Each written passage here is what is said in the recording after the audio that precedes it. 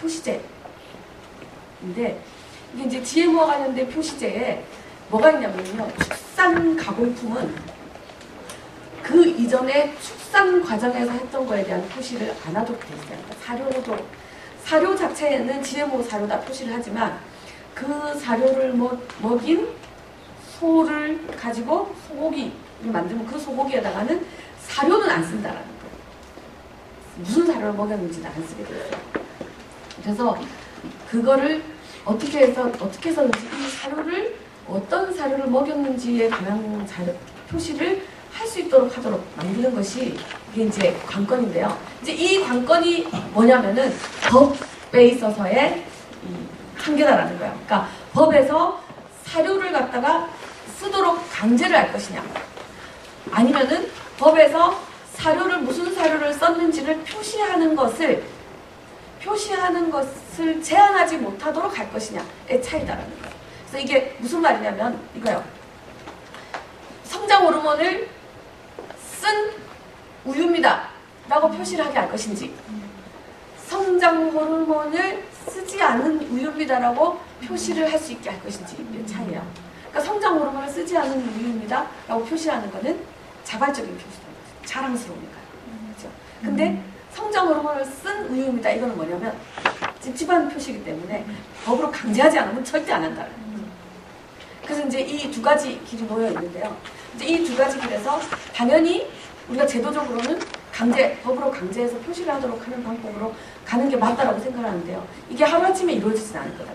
그럼 이게 하루아침에 이루어지지 않을 때 우리가 과도기적으로 쓸 수 있는 방법 중에 하나가 뭐냐면 자발적으로 쓰지 않았다라는 표시를 하는 것을 식약청에서 규제하지 못하도록 하는 거죠. 근데 식약청이 오랫동안 난GMO나 GMO 프리 표시를 하는 걸 굉장히 다양한 방식으로 규제를 했거든요.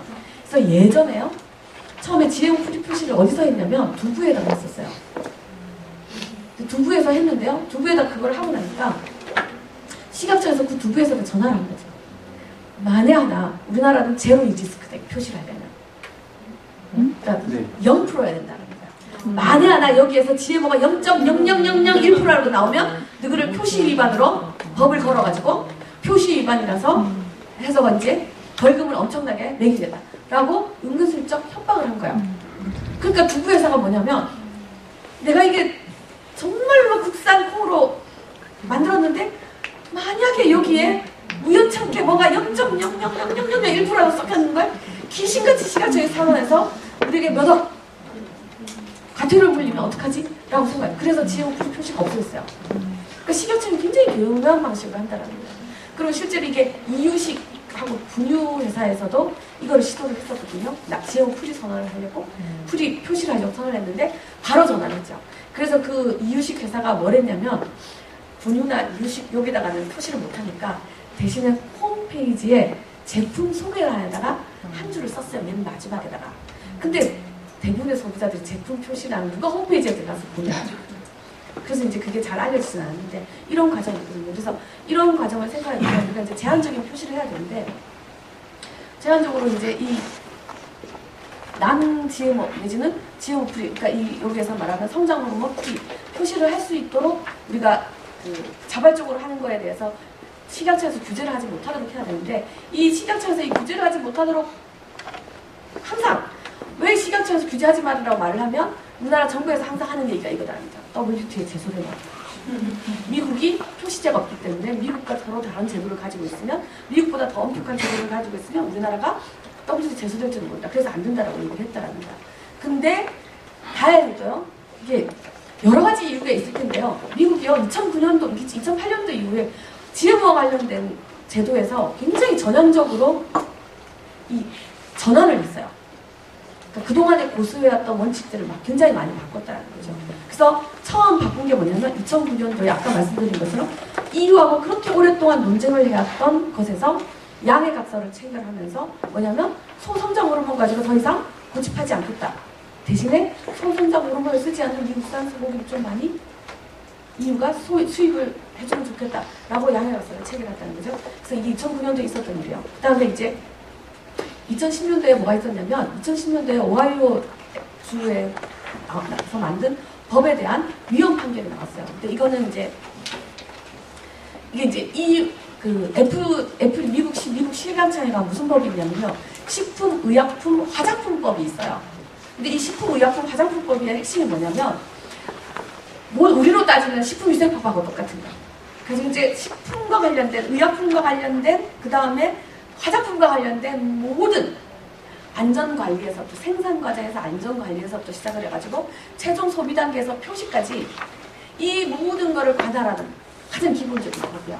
그래서 이 법에 따라서 나오는데, 이 법에서 이제 당연히 FDA가 성장 호르몬과 관련된 입장을 표명을 했죠. 그러니까 뭐라고 표명하냐면, 이렇게 표명했죠. 실질적으로 동등하다. 그러니까 미국이 가장 사랑하는 게 이거잖아요. 실질적 동등성 원칙. 실질적으로 동등하기 때문에 별도로 표시를 할 필요가 없다라고 했죠. 그러고 나서 2008년, 그러니까 굉장히 많은 50개, 미국의 50개 주에서요. FDA에서 표시를 구별하지 말라고 했으니까 그 성장 호르몬으로 키운 소다, 뭐 이런 표시를, 그러니까 성장 호르몬을 키우지 않은 소다, 그러니까 지금 RBGH 프리 표시를 금지하는 법을 만들었어요. 2008년도 만들었는데, 이게 뭐냐면 이제 유명한 몬산토법이라고 합니다. 몬산토가 엄청난 로비를 해서 만들었는데, 몬산토가 몬산토 법의 핵심이 뭐냐면 두 가지거든요. 하나는 표시를 못하게 하는 거, 하나는 뭐냐면 국가에서 승인을 해서 안전하다라고 평가를 받은 농작물을 재배하라 하지 말아라라는 주법을 못 만들게 한 거예요. 이게 몬산토 법의 핵심이에요. 그러니까 이게 뭐냐면 다 GMO 얘기죠. 그러니까 이제 성장 호르몬까지 가는데, 이게 굉장히 많은 주에서 이 주법을 만들었는데요. 대부분의 주에서 이게 다 통과가 못됐어요. 근데 오하이오 주에서 통과가 된 거예요. 2008년도에. 근데 통과가 된 법을 당연히 이제 축산업하는, 유기축산하는 사람들이 소송을 제기했고, 2010년도에 이게 위헌이다라는, 그러니까 GMO 프리 표시를, 그러니까 표시 자체를 금지한 건 아니고요. GMO 프리 표시, 그러니까 그 RBGH 프리 표시를 하면 그 표시하고 똑같은 글씨체에, 똑같은 크기에, 똑같은 모양의, 똑같은 자리에다가 뭐라고 표시해야 되냐면, 하지만 FDA에서는 실제로 다르지 않다라고 말했습니다라는 글씨를 같이 써야 되는 거예요. 그리고 이 두 문장을 써야 되는데, 이 두 문장을 쓰기 위해서는 반드시 그거와 관련된 모든 과학적인 실험 데이터를 첨부를 해야 됩니다. 그러니까 실제로 뭐냐면, 말로는 표시를 할 수 있지만 실질적으로 표시 자체가 불가능하게 만든 법이었고, 오하이오 법이. 근데 이걸 만들어서 이걸 소송을 제기했는데, 2010년도에 이게 그 미국의 연방헌법, 연방수정헌법 제1조가 뭐냐면 표현의 자유거든요. 그래서 표현의 자유를 침해했다 라고 해서 위헌 판결을 받았습니다. 위헌 판결을 받고, 그래서 오하이오주가 이 법을 결국은 폐지를 했어요. 근데 폐지를 했고, 나머지 주들은 거의 다가 이제 법 자체를 통과시키지 못한 주가 더 많기 때문에 했는데, 이제 했기 때문에 이제 이게 결국 뭐냐면, 이 70년도의 판결이 무슨 얘기냐면은, 연방법원에서요, 그러니까 미국 연방법원에서 항소심에서 항소법원에서 결국은 FDA가 지금까지 주장해왔던 실질적인 동등성의 원칙이 허구다라는 거를 확신을 해줬다는 거예요. 이제 이 다음 단계는 이제 미국에서 이제 내부적으로 FDA에서 이제 했던 그 법, 아까 말했던 그 법 개정 운동을 또 다시 하겠죠. 근데 그건 이제 미국 사정이고요. 어쨌든 제가 우리나라에서는 그렇기 때문에 이제 프리라는 것이 WTO에 제소될 염려가 없어진 거죠. 미국이 그렇게 했습니다. 그 다음에 이제 마지막에 뭐냐면 2011년도에요. GMO 표시와 관련돼서 코덱스에서 기준을 못 만들었어요. 20년 넘게. 못 만든 가장 큰 이유가 뭐냐면 미국이 끊임없이 반대를 했거든요. 근데 2011년도에 미국이 뭐라고 했냐면, 이제는 표시제도, GMO 표시제도에 관련돼서 반대하지 않겠다.